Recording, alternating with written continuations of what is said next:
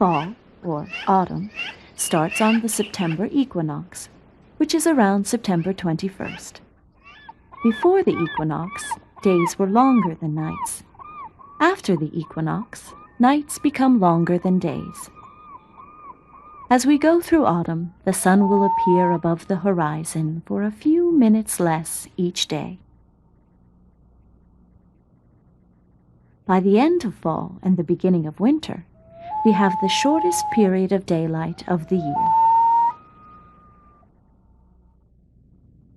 Many birds and other animals, and even plants, are sensitive to the length of daylight. The length of daylight is called the photoperiod. Fall's short days, or photoperiod, and long nights trigger a lot of autumn's activities. Other fall signs, such as cooler temperatures or rainy days, may help tell birds about the change in seasons, but these are not always reliable. However, the length of night and day change precisely and present an accurate measure of the season. Fall's photoperiod tells trees when to quit growing and squirrels when to start burying acorns.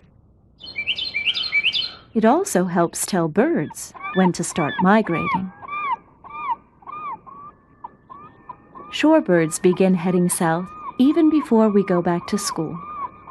They start in small groups of a few families and soon build into huge flocks. These big flocks sometimes cloud the skies with wings as they swoop and soar towards their southern destination.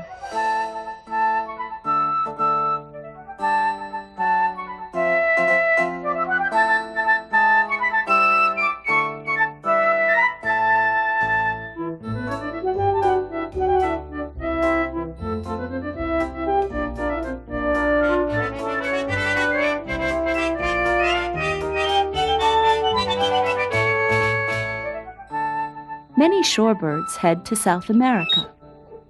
One of the champion migrants, the golden plover, flies all the way from the Arctic to the southern tip of South America, and then back in spring.